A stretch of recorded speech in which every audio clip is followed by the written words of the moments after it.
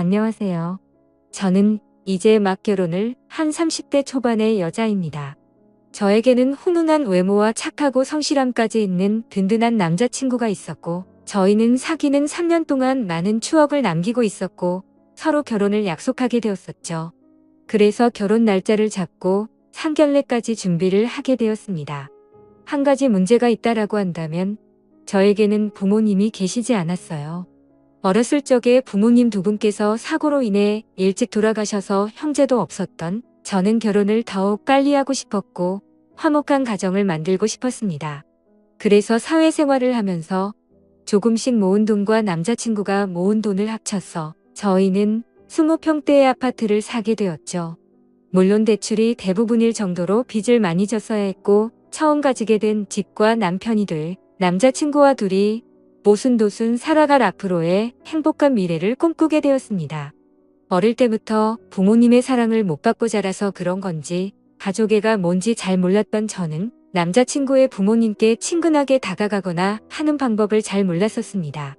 그래서 다른 평범한 여자들처럼 남자친구 부모님께 애교 있게 전화드리는 일도 당연히 없었던 거죠.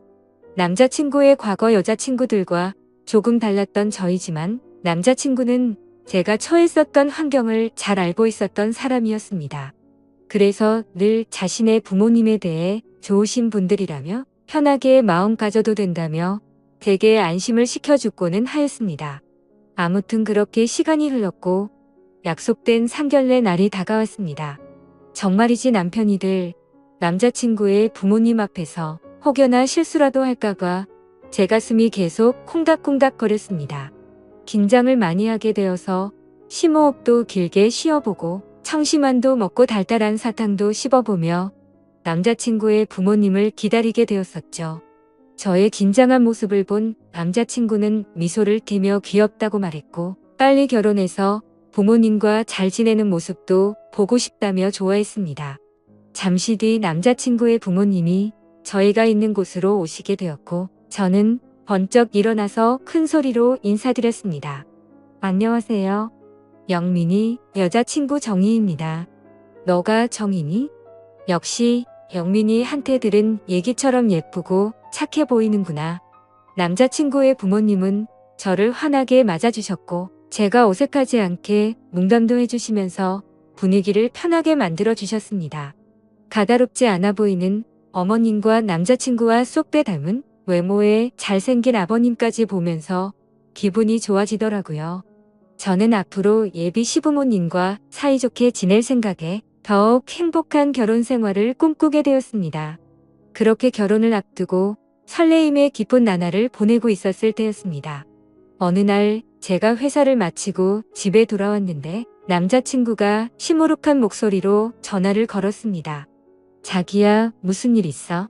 목소리가 왜 그래? 그러자 남자친구는 나 할 말이 있는데 잠깐 들릴게. 괜찮지? 라고 말하더라고요. 평소 활기찬 목소리였던 남자친구가 풀이 죽은 듯한 목소리라 걱정이 되었습니다. 그런 적은 처음이었고 그래서 좋은 일은 아닌 것만 같아 불안한 기분이 들었습니다. 곧이어 남자친구가 제가 혼자 살고 있는 집에 들어왔습니다. 저희가 대출을 받아서 살 아파트에 우리 부모님도 모시고 살아야 할 것 같다고 하더라고요. 그게 무슨 말이야? 부모님은 살고 있는 집 있으시다고 하지 않았어? 사실은 아버지가 예전에 사업하시다가 빚이 생겼었는데 금액이 점점 커져버려서 집을 내놓으셔야 된다고 하셔. 미안해, 정희야. 사실 남자친구 목소리를 듣고 이별을 고하는 건 아닐지 너무 걱정했었는데 그건 아니어서 뭐든지 다 괜찮다고 생각이 들더라고요. 하지만 그럼에도 불구하고 솔직한 마음으로는 남자친구의 말을 듣고 당황하긴 했지만 애써 괜찮게 생각하려고 했습니다. 남자친구의 마음도 이해가 가고 시부모님들이 안쓰럽게 느껴지기도 했고 어렸을 때부터 부모님이 일찍 돌아가셔서 부모님의 품이 늘 그리웠던 저였던지라 시부모님과의 동거에 대한 설레임도 생기게 되었습니다. 그래서 대답했죠. 응, 그래, 괜찮아. 시부모님들 좋으신 분들 갖고 같이 살다 보면 편해지고 즐거운 날도 많겠지. 그러자 남자친구는 이해해줘서 정말 고맙다면서 최대한 빨리 독립을 할 수 있게 자신이 노력하겠다며 평생 행복하게 해준다고 말하더군요. 그렇게 이후 계절이 바뀌었고 저와 남자친구는 예정대로 결혼식을 올리게 되었습니다. 신혼여행을 다녀오고 시부모님과 함께 살 아파트도 들어가게 되었습니다. 제가 이사를 온 아파트는 방이 3개였지만 큰 평수가 아니라서 그런지 화장실은 하나인 집이었었죠. 그래서 조금 불편할 거라고 생각했지만 서로 순서를 지켜가며 볼일을 보니 금세 적응이 되어 가더라고요. 저는 남편보다 2시간 정도 퇴근이 빨랐었고 제조업 공장에 다니시는 시어머니는 남편과 비슷하게 퇴근을 하시고는 했습니다. 그런데 사업을 하시던 아버님은 그때 당시 사업이 망해서 그랬던 건지 건강이 많이 안 좋아져서 집에만 계신 지 오래된 상태이셨고 어머님만 일을 하고 다니셨던 사실을 제가 알게 되었습니다. 그래서 제가 퇴근을 하고 집에 들어오면 아버님이 거의 집안에 계셨습니다. 그러던 중 하루는 제가 퇴근하고 집에 왔는데 화장실이 너무 급해서 집에 오자마자 화장실로 들어갔었죠. 시원하게 볼일을 보고 밖에 나왔는데 그때 아버님이 방에서 거실로 나오시더라고요. 그래서 뒤늦게 인사를 드렸습니다. 잠시 후 저는 아버님께 저녁 식사를 준비해 드리려고 나왔는데 아버님께서도 소파에 나와 계셨습니다. 남편과 시어머니는 밖에서 식사를 하고 오는 일이 잦아서 주로 저와 시아버님 단둘이서만 저녁을 먹는 일이 다반사였습니다. 저는 저녁 준비를 다 하고 어색하게 아버님 저녁 준비 다 됐어요 라고 말했고 아버님이 오냐 하고 식탁으로 성큼성큼 오셨습니다.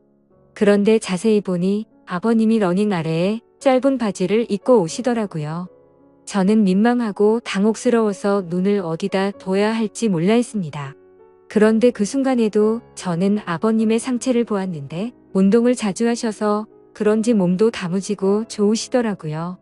어색한 기운이 돌기는 했지만 아버님과 저는 아무렇지 않게 식사를 마쳤고 저는 설거지를 하려고 그릇을 집어넣고 있었습니다. 그때 아버님이 정수기에 물을 들어 가시면서 제 뒤를 스쳐 지나가셨습니다. 남편과 닮아 얼굴도 잘생기셔서 그런 걸까요? 아버님과 가까워지는 게 저도 모르게 두근두근거려서 기분이 묘하더라고요. 얼마 전 남편이 말하기를 아버님께서 사업도 하셨었지만 그 핑계로 어머님을 놔두고 여러 여자를 만나고 다니셨다는 말이 문득 생각났습니다. 얼굴뿐만 아니라 몸도 멋지신 아버님을 보니 그 여자분들이 아버님께 목을 메었다는 게 이해가 되었고 저도 모르게 아버님이 더욱 매혹적이게 느껴졌습니다. 하지만 일부러 그런 게 아니실 텐데 저만 쓸데없는 생각을 하는 것 같아 제 자신을 보며 순간 부끄러운 마음이 들더라고요. 아무튼 그래서 억지로 다른 생각을 하면서 설거지를 하고 있었는데 그때 저의 뒤로 아버님이 오셨습니다. 회사 다녀와서 힘들 텐데 매번 식사에 설거지까지 하느라 힘들겠구나. 오늘은 내가 도와줄게 하고 본인이 설거지를 하신다고 말하셨습니다. 저는 괜찮다 하며 돌아서서 설거지를 하려고 하는데 자꾸 가까워지니까 기분이 묘해졌습니다. 순간 저희 둘은 눈이 마주쳤고 정적이 흐른 후 말도 안 되는 실수를 저지르고야 말았죠. 아버님은 다무진 몸처럼 과격한 남자였습니다. 정말 누가 봐도 욕을 할 거란 걸 잘 알지만 정신이 나갔던 건지 그 순간만큼 마음이 이끄는 대로 사고를 치고야 말았습니다. 폭풍 같은 시간이 지나가고 서로가 민망해져서 평소 때처럼 각자의 방으로 들어가 버렸습니다. 다음날 아버님이 제 눈을 잘 마주치지 않으시더라고요. 저도 다음날 머쓱한 표정으로 아버님과 인사를 나누게 되었죠. 앞으로 둘이 있어야 하는 시간이 많은데 저희 둘은 어떻게 되는 걸까요? 남편과 시어머님에게 죄를 짓는 기분에 머리로는 안 된다고 하지만 마음은 요동치는 게 정말 머리가 복잡하네요. 저는 어떻게 해야 될까요? 이미 물은 엎질러져 버렸고 아버님께 예전처럼 다시 돌아가자고 먼저 말하는 게 좋을까요? 이성과 본능 둘 중 무엇을 따라가는 게 맞는 건지 모르겠네요. 좋은 답변을 남겨주시면 감사하겠습니다. 오늘의 사연 여기까지입니다. 지금까지 읽어주신 모든 분들 감사합니다. 모두 행복한 하루 되세요. 감사합니다.